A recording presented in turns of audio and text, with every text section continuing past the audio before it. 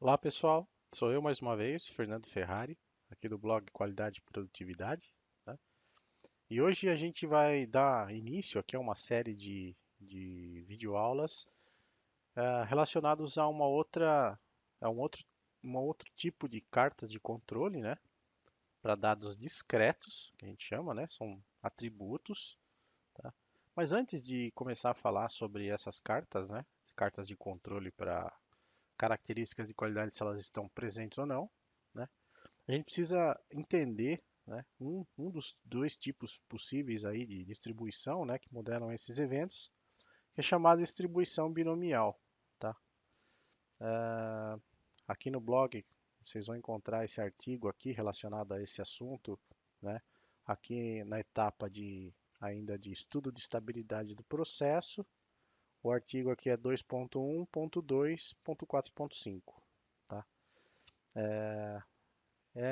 Aí essa videoaula aqui é mais uma videoaula conceitual, né, para a gente entender. É um outro tipo, uma outra natureza de cartas de controle, né? Imagina que nesse momento, né, você não está mais interessado em monitorar a qualidade baseada em medições, né, em variáveis que a gente chama de variáveis quantitativas, né? Que são provenientes de medições, né? Tem unidades de medida, instrumentos de medição e o seu output é uma variável numérica. Nesse caso aqui, né, para esse tipo de carta de controle, né, contagem de eventos, né, a gente usa uma distribuição estatística chamada distribuição binomial. Tá? O que é uma distribuição binomial? Né? Ela modela eventos desse tipo de natureza aqui, ó, né? Passa ou não passa, né? Aprovado ou rejeitado, é um outro exemplo, né? Um produto, por exemplo, que pode estar conforme e não conforme, né? Ou se uma determinada característica de qualidade, né, está presente ou está ausente. Então note que você não está mais utilizando medidas, né? Você vai fazer a contagem, né, de quantos eventos tiveram, né, que passaram num determinado teste e quantos eventos não passaram, né? Ou quantos aprovados e quantos rejeitados. São contagens, né? Então, uma contagem ela pode estar de acordo com uma característica ou não, né? Então, eventos dessa natureza aí a gente chama tentativa de Bernoulli, né? Toda vez que você tenta, né, você faz uma tentativa, você pode ter uma resposta do tipo sim ou não, né? Ou 0 ou 1, uma variável binária, vamos dizer assim, né? Ou seja, após um produto aí ter sido submetido a uma inspeção de qualidade, por exemplo, né? Ele pode ter sido aprovado ou rejeitado, né? Então, eventos dessa natureza são chamados de tentativas de Bernoulli, né? Porque ele pode ter uma de duas saídas possíveis, né? Aqui no site, ó, nessa página, vocês vão encontrar aqui a função que modela, né, esse tipo de evento, né? Ó, a função aqui de K sucessos, né, no número N de tentativas, né? Um evento que tem probabilidade P de acontecer, né? Então, de novo aqui, a função, né, que modela uma variável de K sucessos, né, com o número N de tentativas, em eventos que têm probabilidade P de ter a resposta como sucesso, né, ou sim, né, é modelada por essa equação aqui, ó, né? Então é o número de tentativas, né, o n fatorial, né, sobre k fatorial, que multiplica n menos k fatorial, que multiplica p elevado a k, que multiplica 1 menos p elevado a n menos k. Tá? Então, são três variáveis de interesse aqui, né? Que você está interessado aqui, na verdade, no número de sucessos, que é a variável k, baseado em n tentativas, que tem probabilidade p de acontecer, né? É a mesma, né, equação aqui que modela, por exemplo, vamos dizer assim, quando você joga uma moeda, né, e você pode ter cara ou coroa, né? Então você quer saber se você jogar 10 vezes, né, uma moeda né? E você quer saber quantas vezes vai dar cara, né? Então você vai jogar 10 vezes, você quer saber qual é o valor de K, e a probabilidade de dar cara, por exemplo, é de 50%. Ou seja, a sua probabilidade de sucesso, né, de dar cara, é 50%. Então, consequentemente, a sua chance de não obter sucesso e dar coroa também é 50%, né? O valor máximo aqui de P é igual a 1. Então você vai conseguir modelar. Provavelmente o resultado da conta, obviamente, vai dar 50%, né? Então você vai ter 5 de 10 jogadas aí da moeda, você vai ter 5 caras e 5 coroas.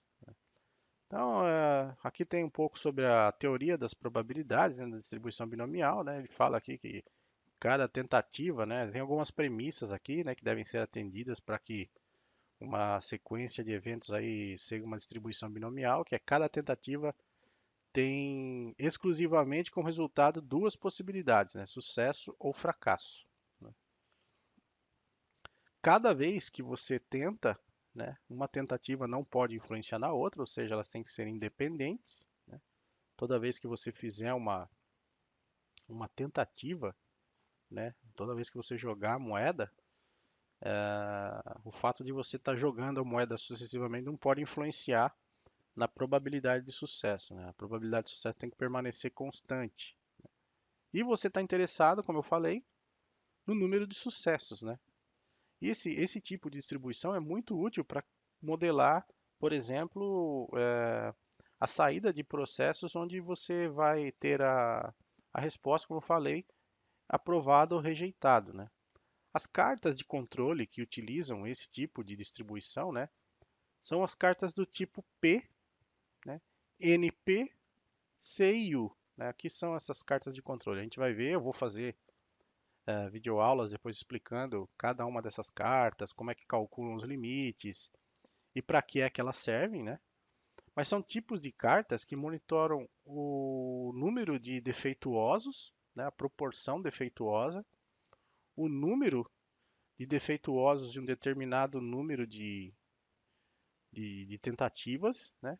Contagens de defeitos numa amostra constante e a contagem de defeitos em amostras que não têm um tamanho definido, né? Então, cartas de controle P, NP, CIU, elas não são baseadas em medições, né, em unidades de medida, aí, mas elas se baseiam, na verdade, em contagem de eventos, né? Então, para fazer esse tipo de carta de controle, a gente precisa ter a noção do que é uma distribuição binomial, tá? Principalmente as cartas do tipo P e NP, né? São as cartas de proporção de defeituosos e a contagem, né, o número diante de uma quantidade aí de defeituosos, tá? Então, essa noção também é importante salientar, né, que a questão de defeito, né, e defeituosos, né, que eu estou falando aqui a contagem de defeitos ou a contagem de defeituosos, né? O que é um defeito, né? Um defeito é qualquer discrepância das especificações, ou seja, um defeito não necessariamente significa, né, que o produto ou serviço ele não possa ser utilizado, né? Significa um defeito significa que alguma característica de qualidade não está conforme o especificado ou desejado, né? Ou seja, na verdade, defeito é quando o processo ou o produto, né, falha em atender uma determinada característica. Um defeituoso, né, na verdade, é quando um produto ou serviço como um todo é considerado inaceitável, né? Então, um defeituoso pode ter N defeitos, tá? Então, é muito provável que em alguns casos, né, existem casos em que um produto ou serviço só é considerado defeituoso, né? Ou se ele não pode ser utilizado, oferece risco de segurança aí, né?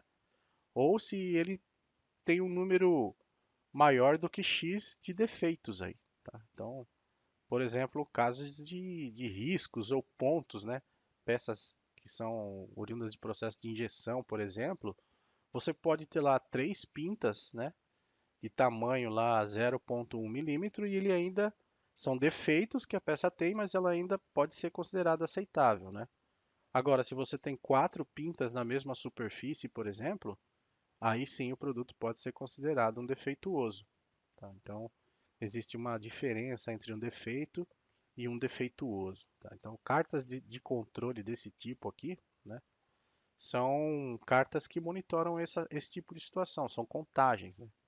Então, aqui tem um exemplo, ó, de uma carta P, né, que é a proporção de defeituosos, né, a proporção de rejeitos aqui, ó, tá em inglês, mas perfeitamente entendível aqui. E você vê que a proporção média, né, ou seja, a quantidade de defeitos encontrados em uma quantidade de, de unidades que foram inspecionadas, por exemplo, ela está em torno de 16,8%.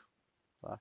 Então, se você tem, você nota aqui que os limites de controle aqui, eles estão variando, né?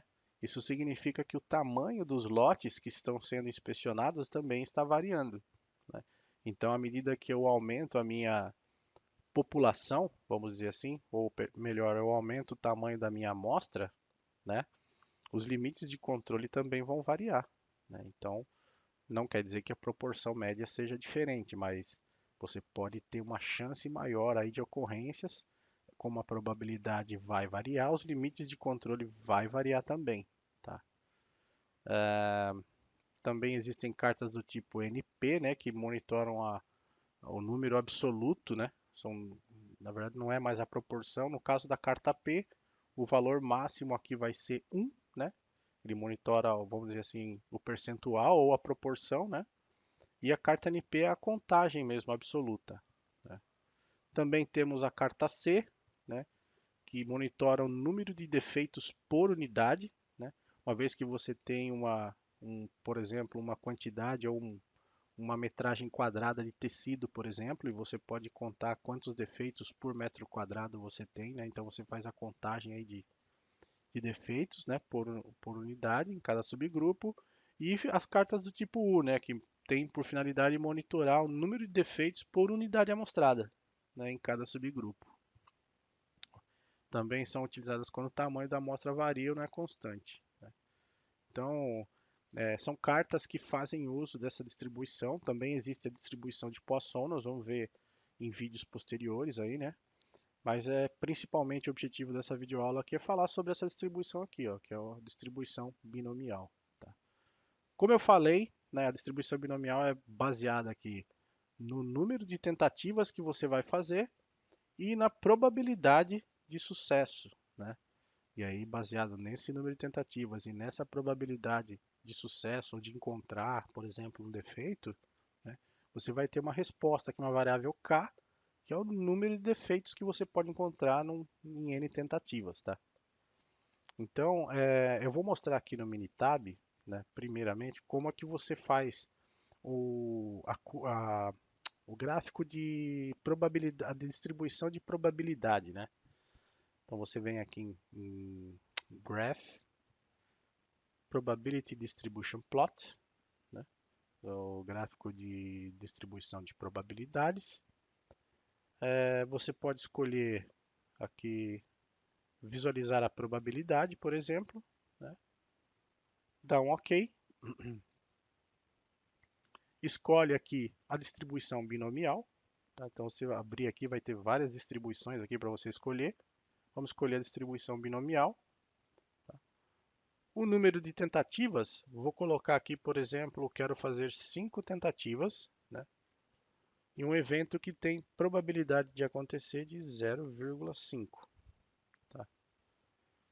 Aqui nessa opção aqui, você vai definir a área sombreada, né? Então, eu quero saber, por exemplo, a probabilidade, né? Ou um valor de x aqui, né? No caso, o valor de n tentativas, né? Então, eu quero saber, por exemplo, qual é a chance de eu encontrar, vamos melhorar aqui, se eu jogar 10 vezes uma moeda, né, com uma probabilidade igual de dar cara ou coroa, né? Então, 50% de chances de dar cara, que é o meu sucesso.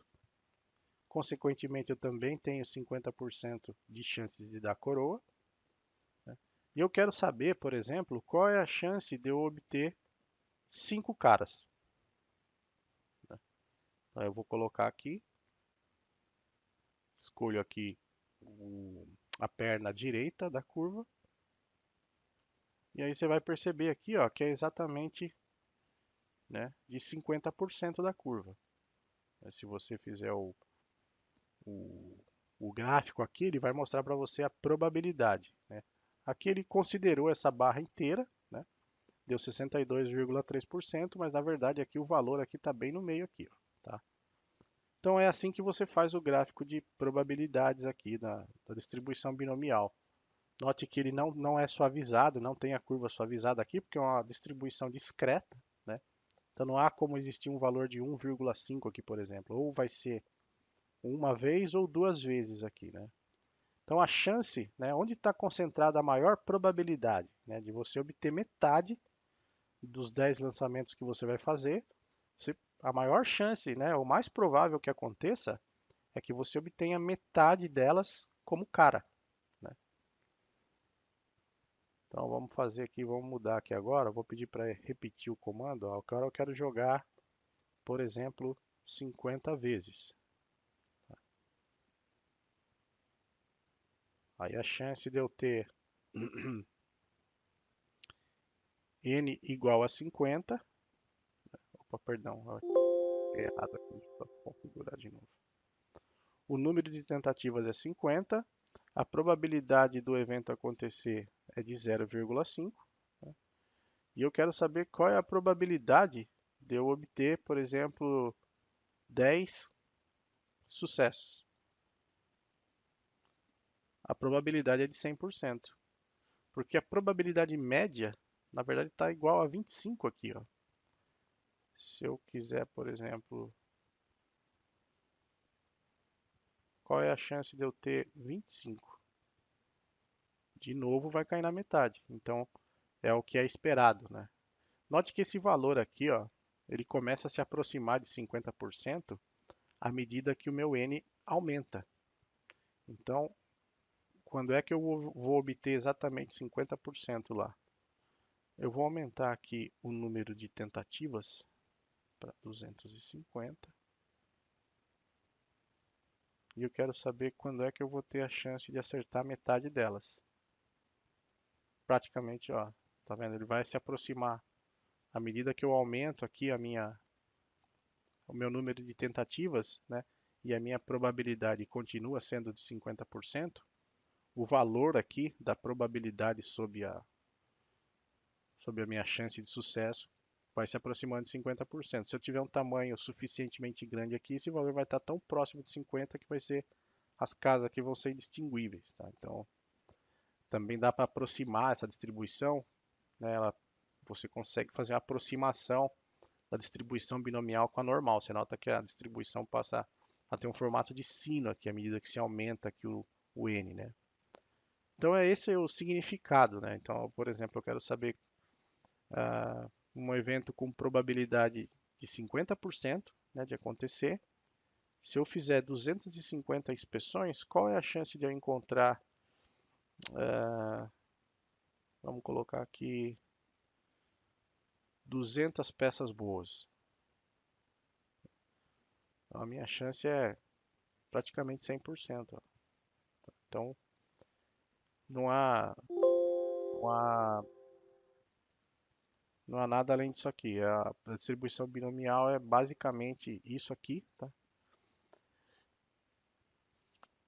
Tá, então, e para ilustrar melhor aqui como é que se comporta, né, essa distribuição, gerei uma rotina aqui no matemática, né? Então, se você faz uso aí do matemática, né, você pode copiar esse código aqui, ó, né? O que ele vai fazer é gerar um gráfico aqui para manipulação, né, onde você coloca n tentativas, né, com a probabilidade p de sucesso aqui. Nesse caso aqui está configurado como zero, né? Vou deixar aqui, ó, à medida que você manipula aqui, ele já vai corrigindo as barras, né? Então vou colocar aqui qual é a chance de um evento aqui de 50%, por exemplo. Sempre um número entre 0 e 1, né, para representar aqui o valor. Então vou colocar aqui 50%. Então imagina que eu estou jogando lá a moeda, né? Se eu tenho 50% de dar chance de dar cara e dar coroa, né, ó, 50% de chance de dar cara ou de dar coroa. Se eu aumentar para duas tentativas, olha só o que acontece. Ele vai distribuindo aqui a probabilidade, né? Então, tenho aqui 25% de chances de dar cara, 25% de chance da coroa e na metade aqui, ó, eu posso ter cara ou coroa. Então, na verdade aqui o número de tentativas influencia bastante também, né, na sua probabilidade aqui, no comportamento da distribuição da probabilidade. À medida que se aumenta o n aqui, ó, você vê que ele se aproxima bastante, ele começa a distribuir bastante a probabilidade, ó, né? Então eu vou colocar aqui a partir de 20, ele já começa a ter um comportamento de sino, ó, né? Então, aqui você vai manipulando, você vai ver qual é o efeito, ó. Se eu reduzir a probabilidade, né, eu vou reduzir a probabilidade de sucesso. Nota que ele começa a se aproximar aqui, ó. Você vai ter menos população aqui próximo de 25 aqui, né, ó. E vai começar a se deslocar de 25. À medida que você aumenta a chance de sucesso, ó, o valor médio vai chegar lá em 25, ó. O máximo aqui que ele vai, quando chegar ali na ponta é 25, ó. Então, à medida que eu tenho quase, ó, 100% de probabilidade de sucesso, né? Qual é a chance de eu ter 25? É 100% lá no fundo lá, ó. À medida que eu diminuo a chance de sucesso, eu começo a ter populações aqui, né, com 24% de sucesso. Qual é a chance de eu ter 24 ou menos, né? Aí passa a ser de 33,97, ó, tá? E à medida que vai chegando em 50% aqui, ó, vou manipular aqui para 50%. Vou deixar aqui já escrito, mais fácil. 50%. Né? Então você vê que ele está bem no meio, ele sempre vai se concentrar no meio aqui, ó, né? Então é dessa forma que a probabilidade se distribui, né?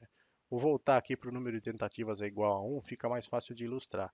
Se eu tenho 50% de chance da cara e da coroa, né, ó, você vê que eles são iguais. Se eu deixar uma moeda viciada, eu quero que ela tenha mais chances de dar cara do que coroa, né?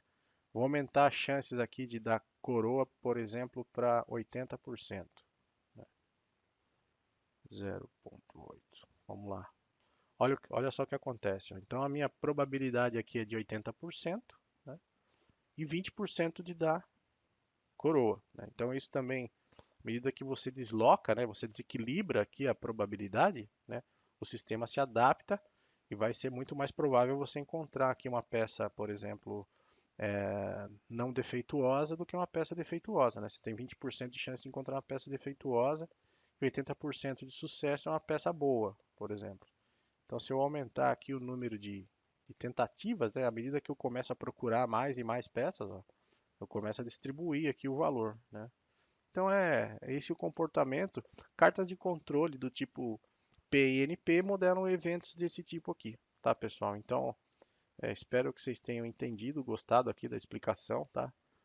Se vocês fazem uso aqui do matemática, não deixem de tentar esse código aqui para simular e explorar um pouco aqui o que acontece com as probabilidades, tá? Então é isso. Por hoje essa videoaula é bem introdutória, bem básica, né? Está relacionada aqui com a distribuição binomial, tá? Se vocês gostaram, dá o joinha aí no vídeo, tá? Se vocês não gostaram também, deixa uma crítica ou sugestão aí de melhoria pra gente, tá? E é isso, pessoal. Faça um bom uso aí. E nos próximos vídeos a gente vai explorar um pouco as cartas de controle, né?